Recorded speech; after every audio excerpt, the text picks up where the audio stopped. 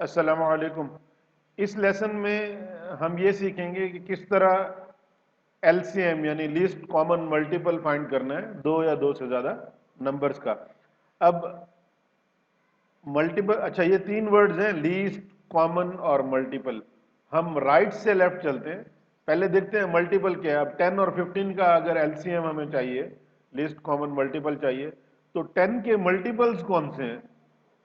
10 के मल्टीपल्स वही हैं जो 10 के टेबल में आते हैं। 10 times 1 is 10, 10 times 2 is 20, 10 times 3 is 30, 10 times 4 is 40 and so on.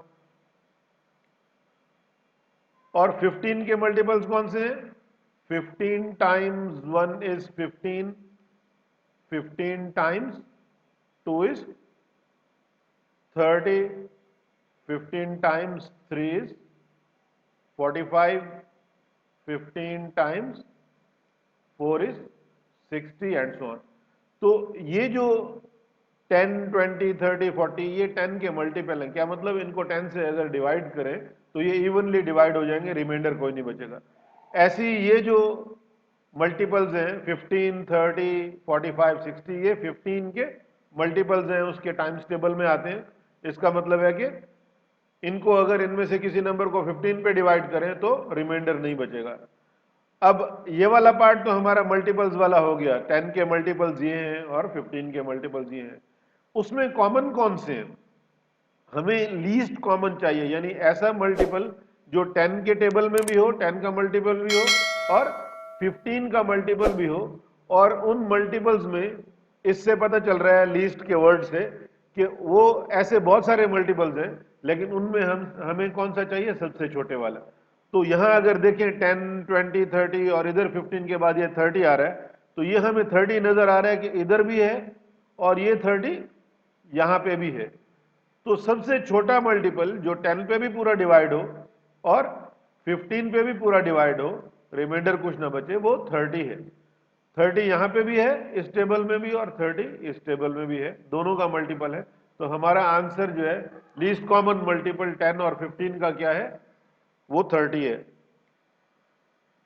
अब अगर इसको इसको हम बढ़ाएं आगे, 10 टाइम्स 5 इज 50, 10 टाइम्स 6 इज 60।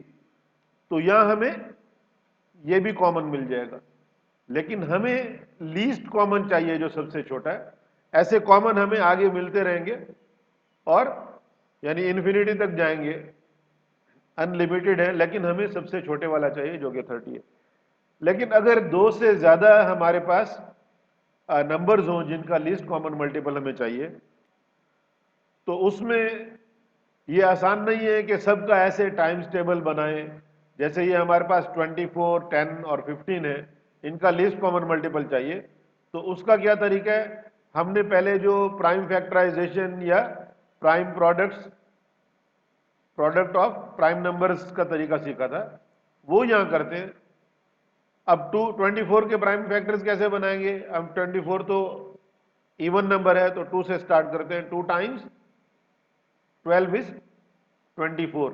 और प्राइम नंबर किसे कहते हैं? जो 1 पे और सिर्फ इटसेल्फ पे डिवाइड हो, यानी 2 जैसे 1 पे और 2 पे डिवाइड होता है और कोई इसका फैक्टर नहीं है, तो ये 2 क्या है? प्राइम है।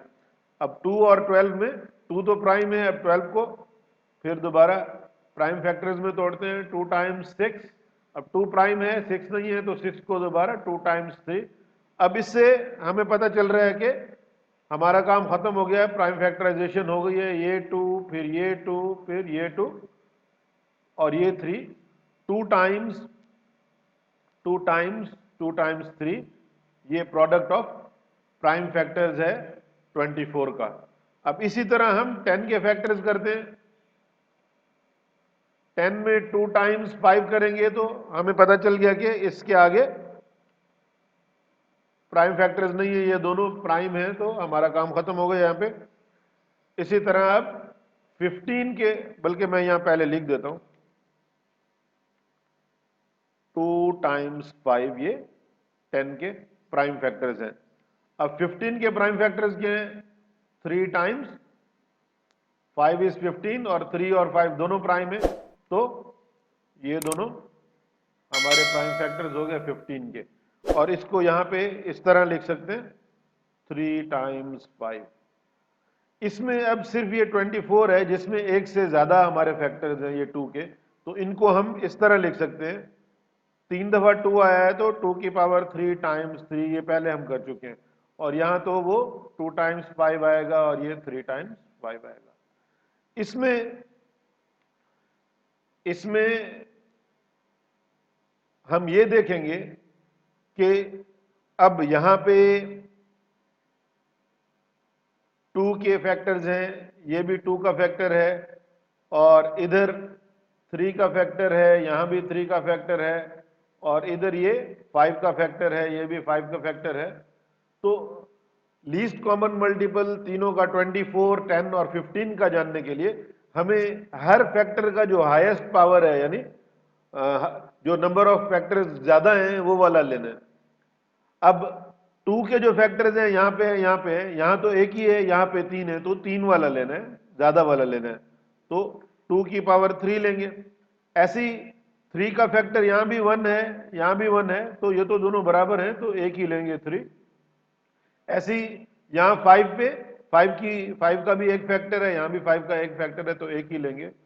यानी कोई भी जो इन, उम्मीद करता हूं आपको कंफ्यूज नहीं करा मैं, इस सारे में यानी जितने भी यूनिक फैक्टर्स हैं वो सिर्फ 3 है, 2, 3 और 5। तो हर फैक्टर को लेके उसकी जो हाईएस्ट पावर पूरी लाइन में इसमें नजर आ रही है वो आपने लेनी है। अब जैसे 2 यहां पे नजर आ रहा है और यहां पे इसकी पावर 1 है, सिर्फ एक फैक्टर है, यहां पे 3 है, तो बड़े वाला लेना है यहां पे। ऐसे ही यहां पे पावर 1 है और यहां पे भी पावर 1 है, तो पावर 1 ही लेंगे, तो ये मिला के 2 नहीं बन जाएंगे, बस ये ध्यान रखना है।